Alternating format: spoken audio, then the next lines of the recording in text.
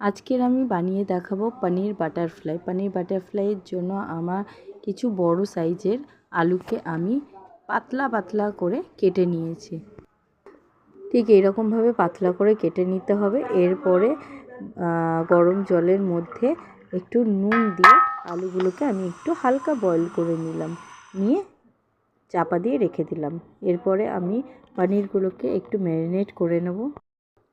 পনিরের মধ্যে আমি দিয়ে দিলাম অরিগ্যানো অল্প পরিমাণে, ব্ল্যাক পেপার আর স্বাদ অনুসারে লবণ, আর 2 টেবিল চামচের মতন সাদা তেল দিয়ে আমি এটাকে মাখিয়ে 10 থেকে 15 মিনিটের জন্য আমি রেখে দিলাম ঢাকা দিয়ে। আমার রান্নাটা ভালো লাগলে লাইক, শেয়ার, কমেন্ট, সাবস্ক্রাইব আর ফলো করে রাখবেন প্লিজ।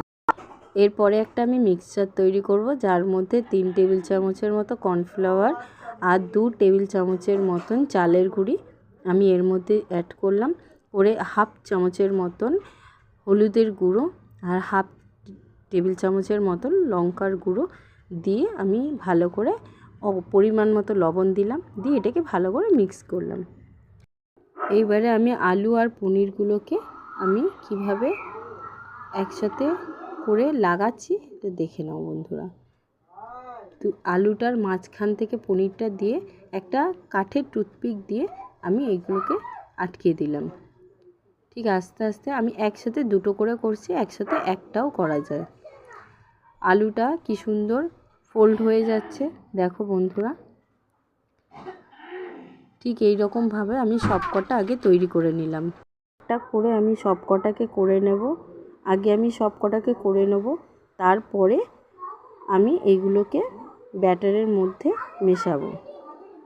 প্রথমে ড্রাই ব্যাটারে মেশাবো, তারপর লিকুইড ব্যাটারে মিশিয়ে এইটাকে ফ্রাই করব। আমার রান্নাটা যদি ভালো লাগে প্লিজ একটু লাইক করো, ফলো করে দিও। আর ফলো করে রাখলে তাহলে আমার নিত্য নতুন রান্না তোমরা দেখতে পাবে। এই যে তৈরি হয়ে গেছে আমার সবকটা, আমি একবারে সবকটাকে করে নিলাম। তারপরে এই প্রথমে শুকনো ব্যাটারটার মধ্যে সবকটাকে আমি এরকম করে মাখিয়ে নেব, নিয়ে ঝেড়ে নেব যাতে না লেগে থাকে। ঝেড়ে নিলাম, এরকম করে সবকটাকে করে নিচ্ছি।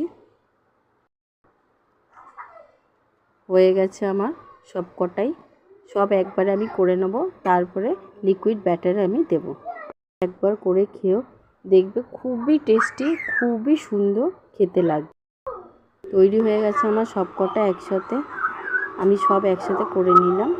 এইবার আমি একটা লিকুইড ব্যাটারের জন্য আমি নিয়ে নিলাম 2 টেবিল চামচ কর্নফ্লাওয়ার আর 1 টেবিল চামচের মতন চালের গুঁড়ি, হাফ টেবিল চামচ গুঁড়ো লঙ্কা, হাফ টেবিল চামচ হলুদের গুঁড়ো, পরিমাণ মতন লবণ, তারপরে চিলি ফ্লেক্স দিয়ে দিলাম কিছুটা পরিমাণে। তারপরে এর মধ্যে কাঁচা লঙ্কার গুঁড়োও অ্যাড করতে পারেন। তারপরে দিয়ে দিলাম আদা হাফ চামচ, রসুন বাটা হাফ চামচ দিয়ে, আর এইটাকে ভালো করে অল্প অল্প জল দিয়ে আমি মিশিয়ে নেব।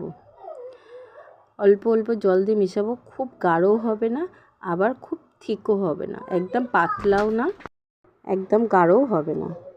ঠিক আমি যেরকম করে করছি সেরকম করে করবেন।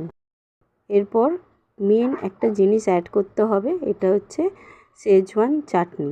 শেজওয়ান চাটনি অ্যাড করে দিয়ে এটাকে ভালো করে মিশিয়ে নিয়ে তারপরে এর মধ্যে একটা একটা করে আমি পনিরের আর আলুর পকোড়াগুলোকে ডুবিয়ে নিয়ে আমি এর মধ্যে গরম তেলের মধ্যে দিয়ে দিলাম। এরকম করে একটা একটা করে সব দিয়ে দিলাম। দেওয়ার পরে এটাকে গ্যাসটাকে আস্তে করে আমাকে ভাজতে হবে। গ্যাসটা আস্তে আস্তে করে ভাজলে তাহলে সুন্দর ক্রিস্পি হবে আর সুন্দর মুচমুচে, খেতেও টেস্টি হবে। গ্যাস জোরে করলে তাড়াতাড়ি ফ্রাই হয়ে গেলে এটা ক্রিস্পি হবে না।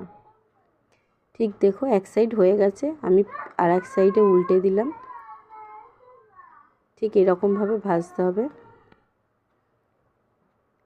আমার প্রায় ভাজা হয়ে এসছে, হয়ে গেছে আমার। দেখে নাও ক্রিস্পিনেসটা কীরকম, কি সুন্দর হয়েছে, কুরকুরে হয়েছে।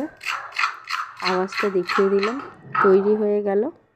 এরপরে এর মধ্যে দিয়ে দিতে হবে আমার পেরি পেরি মশলা আর চাট মশলা দিয়ে আমি এটাকে সার্ভ করে দেবো। তৈরি হয়ে গেল আমার পনির বাটার ফ্লাই। ভালো লাগলে প্লিজ লাইক।